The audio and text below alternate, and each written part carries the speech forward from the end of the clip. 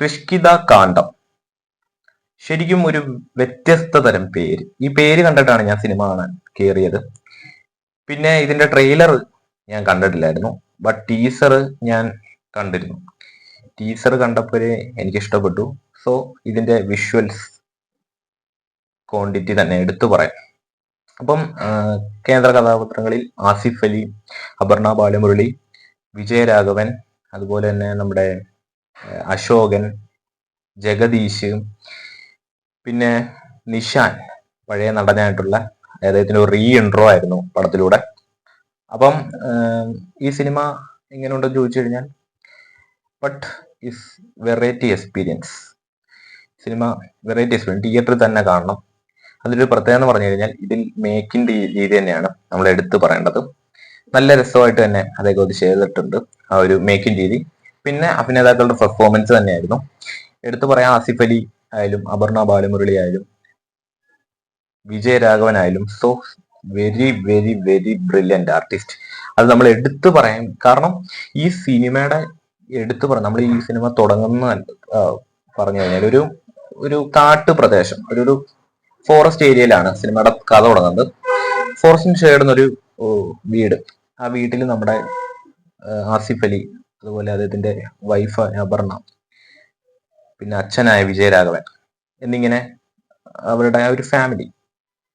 അങ്ങനെ ആ ഫാമിലിയെ കേന്ദ്രീകരിച്ചിട്ടാണ് ഈ ഒരു സിനിമ മുന്നോട്ട് നീങ്ങിക്കൊണ്ടിരിക്കുന്നത്. അതിന്റെ ഒരു എക്സ്പീരിയൻസ് എന്ന് പറഞ്ഞു കഴിഞ്ഞാൽ, വിജയരാഘവന്റെ കഥാപാത്രം ഈ തിയേറ്ററിൽ ഇരുന്ന് കാണുന്ന വ്യക്തിയെ 100% എൻഗേജ് ചെയ്യിപ്പിക്കും. ആ ഒരു കഥാപാത്രം അത് ഉറപ്പ് തന്നെയാണ്. കാരണം ഇതിന്റെ ഈ സിനിമയിൽ വരും നമ്മുടെ ഈ വിജയരാഘവന്റെ കഥാപാത്രത്തിൽ ഒരു നിഗൂഢത, ഒരു മിസ്റ്ററി നിലനിർത്തി തന്നെയാണ് കൃഷ്കിത കാണ്ഡം കഥ പറയുന്നത്. കാരണം ആ ഒരു ക്യാരക്ടറിന്റെ, അതായത് അദ്ദേഹത്തിന്റെ ഒരു ആ ഗൺ മിക്സിംഗ് കേസിനെ കുറിച്ച് തന്നെയാണ് സിനിമ ചർച്ച ചെയ്യുന്നത്. നമ്മുടെ വിജയരാഘവൻ നേരത്തെ ഒരു ആർമിയിലായിരുന്നു വർക്ക് ചെയ്തിട്ടുള്ളത്. അപ്പൊ അദ്ദേഹത്തിന്റെ ഗൺ മിക്സിംഗിനായിരുന്നു. അപ്പൊ അതിനെ തുടർന്നുണ്ടാവുന്ന ഒരു അന്വേഷണം, ഒരു മിസ്റ്ററി ത്രില്ലർ എന്നൊക്കെ പറയാം. പിന്നീട് നമ്മുടെ ആസിഫ് അലി, ജയകുമാർ എന്ന് പറയുന്ന കഥാപാത്രത്തിലാണ് ആസിഫ് അലി വന്നിട്ടുള്ളത്. അപർണ ബാലമുരളി അപർണ എന്ന് പറയുന്ന കഥാപാത്രത്തിലും ചിത്രത്തിൽ വന്നിട്ടുണ്ട്. പിന്നെ ജഗദീഷ് അദ്ദേഹം എന്താ പറയാ, സൂപ്പർ ആയിട്ടുള്ള ഒരു ക്യാരക്ടർ തന്നെയായിരുന്നു. നിഷാൻ ഒരു പോലീസ് ഓഫീസർ ആയിട്ട് തന്നെയാണ് വന്നിട്ടുള്ളത്. പ്രത്യേകിച്ച് വലിയ പുതുമ അദ്ദേഹത്തിൽ നിന്ന് എനിക്ക് തോന്നിയിട്ടില്ല.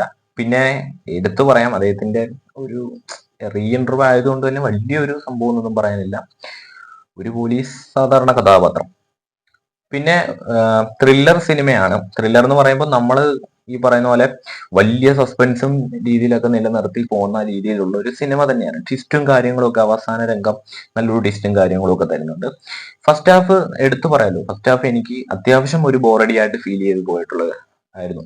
അതിൽ എടുത്തു പറയാം, ഈ സിനിമ വളരെ സ്ലോ എന്നൊന്നും പറയാൻ പറ്റത്തില്ലെങ്കിലും അത്യാവശ്യം സ്ലോ ബേസിക്കലി പോകുന്ന ഒരു കഥയാണ്. അതായത് ആ ഒരു അവരുടെ ഒരു ലൈഫ് പറഞ്ഞ സമയത്ത്, അതായത് ഈ ആസിഫ് അലിയുടെയും അപർണ ബാലമുരളി, വിജയരാഘവൻ, അവരുടെ 3 പേരുടെ ഇടയ്ക്ക് സംവിധായകൻ സ്പേസ് ഇട്ട് ക്യാരക്ടർ പറയുന്നുണ്ട്. സോ അത് നല്ല രസമുണ്ടായിരുന്നു. അതിങ്ങനെ ആ ഒരു കണ്ടോണ്ടിരിക്കുന്ന സമയത്ത് തന്നെ നമ്മൾ ഭയങ്കരമായിട്ട് എൻഗേജ് ചെയ്യിപ്പിക്കും. എടുത്തു പറയാം, വിഷ്വൽസ് സൂപ്പർ ആയിട്ടുണ്ട്. അതുപോലെ തന്നെ ഇതിൽ കുറെ ആനിമൽസിനെ അവര് ചെയ്ത് വന്നിട്ടുണ്ട്. വലിയ ആനിമൽസ്, നമ്മുടെ കുരങ്ങന്മാരും എന്താ പറയാ, കുരങ്ങനൊക്കെ വളരെ ഒരു പ്രാധാന്യം സിനിമയിൽ വരുന്നുണ്ട്. നിങ്ങൾ അത് കാണുമ്പോൾ മനസ്സിലാവും. ഞാൻ ഇവിടെ പറഞ്ഞു കഴിഞ്ഞാൽ സ്പോയിലർ ആവും. അപ്പം ഇതിന്റെ എൻഡിങ് വരെ അത്യാവശ്യം നല്ല രീതിയിൽ പിടിച്ചെടുത്താൻ സാധിക്കുന്നുണ്ട്.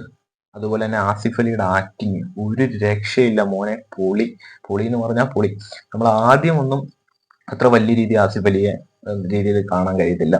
ഒരു സാധാരണ കഥാപാത്രം, ഇങ്ങനെ ഒരു മിസ്റ്ററി കാര്യങ്ങളൊക്കെ ഇവരുടെ ഇടയിൽ ഈ ഫാമിലി തന്നെ നിലനിർത്തി പോകുന്ന രീതി.